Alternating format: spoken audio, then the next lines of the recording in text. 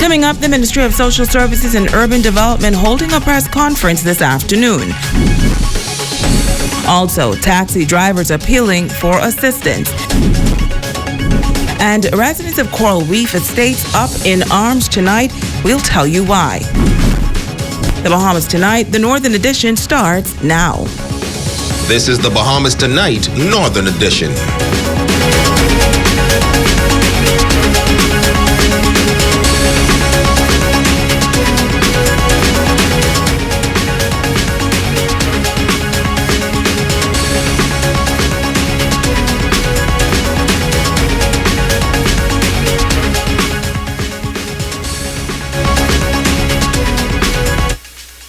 The Minister of Social Services and Urban Development, the Honorable Frankie Campbell, says the National Food Distribution Task Force, in conjunction with other NGOs, continues to distribute food to those in need.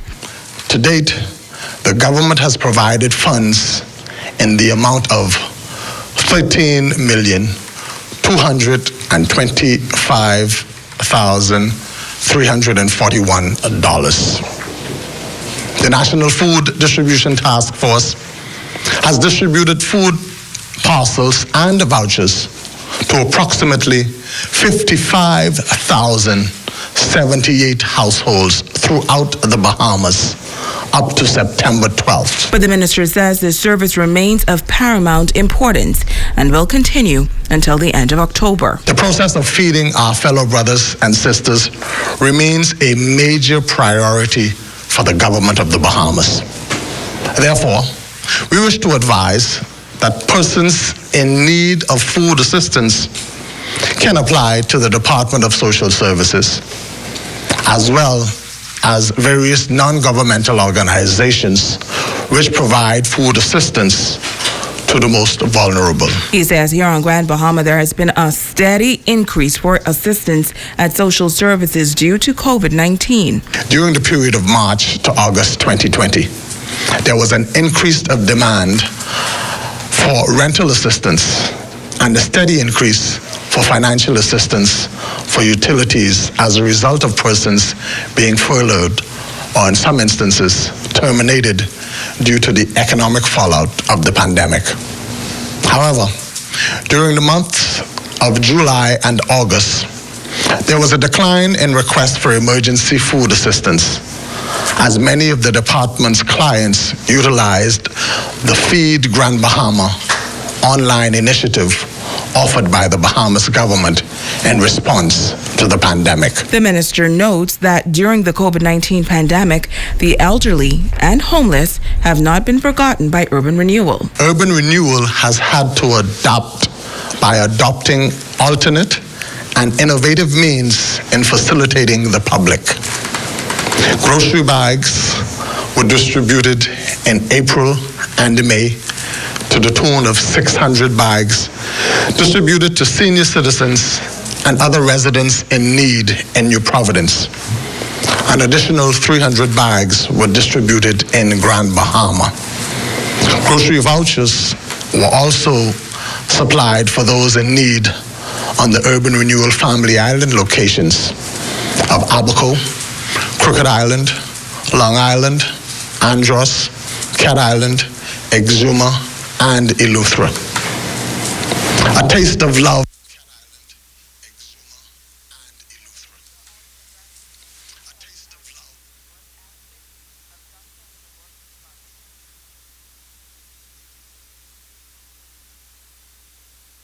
Here that the position of the minister and the management staff is that everyone ought to be treated with respect, that our social workers and supporting cast ought not to be judgmental or harsh in their treatment of clients.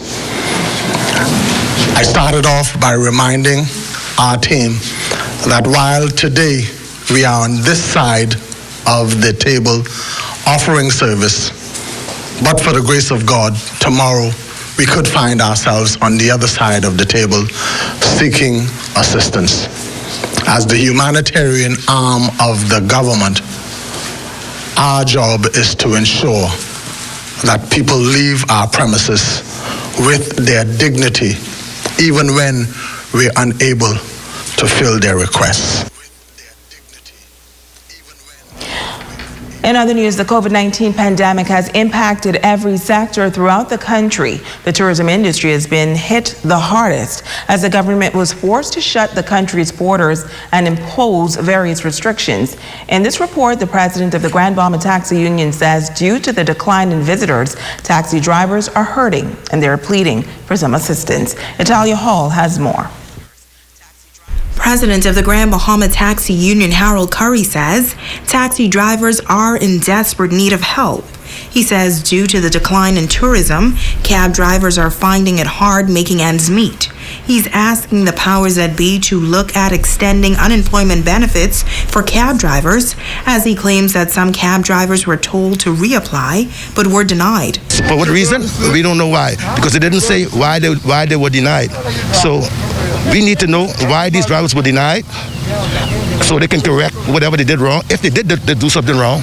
But they don't know that because they didn't say why they were denied. He says most cab drivers were given the benefit at the beginning of the COVID-19 pandemic. We also want the government to take into consideration that these people who were denied, these people, some of them, they had jobs from 2019. From September 2019. How are they supposed to feed their family? They have light bills, they got water bills, they got children, some children going back to school.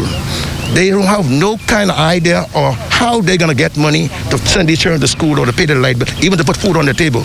So right now, the people is hating. Curry notes that while he understands that the government is doing the best that they can, taxi drivers on Grand Bahama are in desperate need. There's no jobs. If you look at it, we have 60% of these people are unemployed. And we want to also take into consideration that tourism is our #1 industry. And tourism is completely out of range. Because if you notice, we have no hotels open, no cruise ships, no airport. The airport is closed. We understand they said sometime next month Nassau is going to resume. But what about Grand Bahama? Grand Bahama is starving. Abaco is starving. We need help. And you need to take into consideration that the Grand Bahama was more affected than Nassau, got hit more than Nassau. So we need to take special judgment for Grand Bahama than you take for Nassau. Italia Hall, ZNS Network News. Now, our ZNS News team reached out to the director of the National Insurance Board, Nicola Roll, who provided an explanation on the situation. Roll says through the Government Unemployment Benefit Assistance Extension Program, NIB has paid out over $37.8 million to some 28,000 people. She adds that the program includes 4 groups of persons. Includes persons who would have concluded the NIB benefit program, so that's employed people. It includes also persons from the tourism sector who would have concluded the government unemployment assistance program for self-employed people. And it includes those who were in the tourism sector.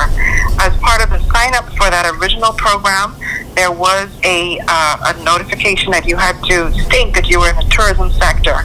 And so persons who stated that were automatically brought over to the new government extended program. And so we would have seen some persons in the transportation sector who were brought over, and we understand that some people may not have been brought over, perhaps because they did not indicate that they were in the tourism sector. Now, Roll says she understands the concerns of the cab drivers, and a decision has been made recently. And so we have now received approval from the Ministry of Finance to include all taxi drivers in the program up until the time when any restrictions are removed from their employment. And so would it be those who were originally in the government self-employed unemployment program can now come over to the extension program. We are asking them to contact the NIB office. They can contact NIB via email, but we also have a listing of persons who would have listed themselves as in the taxi cab business, and so we're going to be searching our list of the original program to see anybody who may have been left off of that program given the new mandate from the Ministry of Finance. Switching gears now, residents of Coral Reef Estates up in arms tonight concerning poor road conditions at the entrance of that community, as well as insufficient lighting in the area. President of the Coral Reef Neighborhood Watch, Patrick Ferguson. The road, in my opinion, needs to be repaved. I spoke with Mr. McIntosh, Troy McIntosh, and he told me that the asphalt plants are down. One should soon be up and running, and he will address the situation.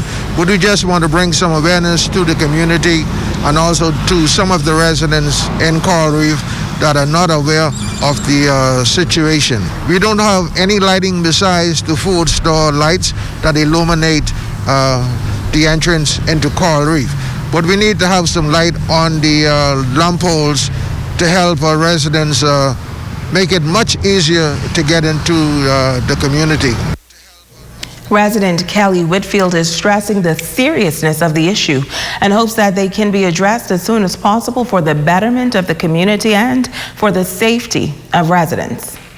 As soon as there's rain, the patches open up and the holes continue to exceed. It's very dangerous for your cars when you're turning in, because this is a 3-lane section, 1 for coming in and 2 for going out. And the ones coming in, sometimes they have to move closer to the middle, and it's like a squeeze. And also there's no lighting, so at nighttime it becomes a bit dangerous.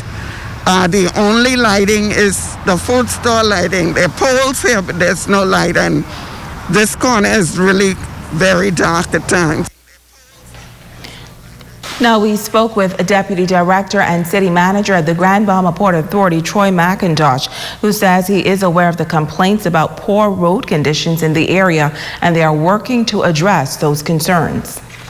As a result of Dorian, all of the asphalt plants on the island would have been just damaged, severely damaged, to the point where they were pretty much out of commission. And so we liaised with War Construction, who advised us that in June he would have been up and running, but of course that didn't come to fruition. About a month ago, we believe, or a little less, he was able to get up and running, and so we were waiting for that. Now, we're at the point where we are at the end of our physical budget. Those roads were, along with about 15 others, were slated to be paved this year. We are at the end of the physical budget, and so Coral Reef intersection, Coral Road, as well as the 14 others are being referred to the 2020-2021 budget. And so I said to the residents, at least the resident that complained about it, that based on our physical budget, those roads are being deferred until the new budget, which will commence in November. Once we are able to go back out with quotes, we'll get them in and then seek to commence work at the earliest opportunity. And as it relates to street lights throughout the city, McIntosh gave this update. Are aware of what's out, where they are, because we completed an audit, a detailed audit of the street lights in the city of Freeport. And so we have communicated this information to GB Power, who are the administrators of our street lights, of the concern and the areas that are out specifically. And so whether it be Coral Reef or any other subdivision, we are aware. With the COVID, it put strain on the resources, GB Power resources. And so we're just waiting for them to prioritize the areas that we've mentioned. In other news, police on the island of Grand Bahama are investigating an attempted suicide. Reports are that shortly after midnight, police were called to a home on Graveyard Corner, Pinedale 8 Mile Walk, where a male reportedly attempted to take his own life. On arrival, officers found the 29-year-old male alive with apparent abrasions to the neck, and a rope was retrieved that was found hanging from a tree. Now, EMS personnel were called to the scene, and the male was taken to the Rand Memorial Hospital for medical attention. Investigations into this matter continue. In news from the crime beat, police discovering illegal ammunition in Grand Bahama. Reports are that shortly after 3 p.m. yesterday, officers of the K-9 unit and the Criminal Investigation Department, acting on information, proceeded to a service road east of Frobisher Circle, where they discovered one 9mm magazine with 20.9mm rounds of ammunition wrapped in a blue cloth. Now, no arrest was made in this matter, and investigations continue. Police on Grand Bahama also conducting Operation Mask Order this week. The operation resulted in some 11 persons receiving citations for failure to wearing their face mask. On Wednesday, September 16th, between the hours of 10 a.m. and 6 p.m., a team of officers were deployed throughout Grand Bahama in an effort to encourage the public to continue to wear their face mask. The operation was also to maintain a high visibility of police presence throughout Grand Bahama. Now, police on Grand Bahama are reminding the general public that failure to wear a mask carries a penalty of $200.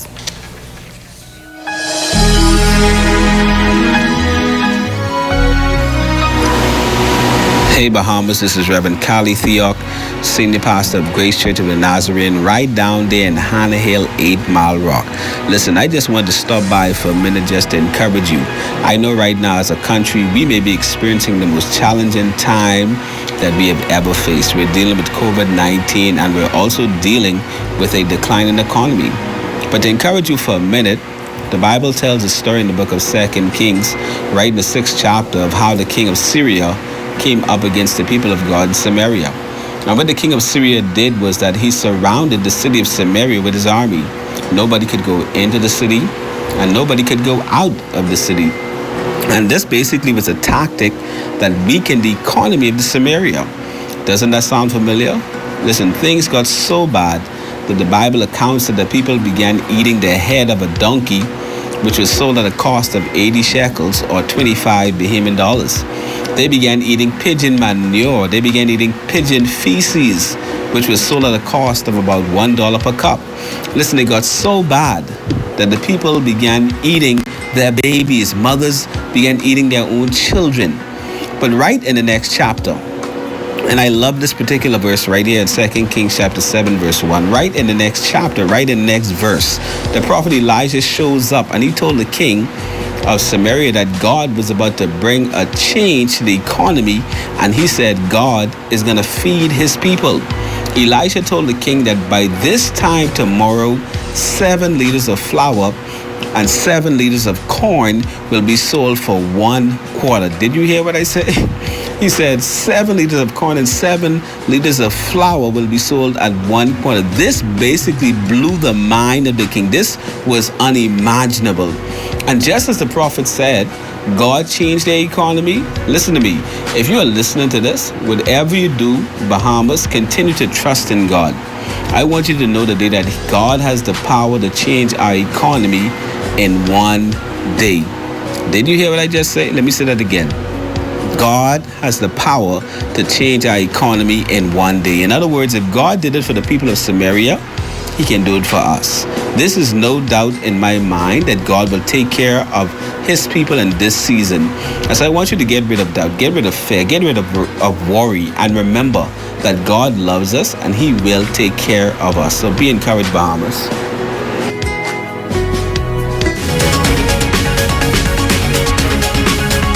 Back, a Grand Bahama family investing in the economy during these challenging times. That story and more while we return.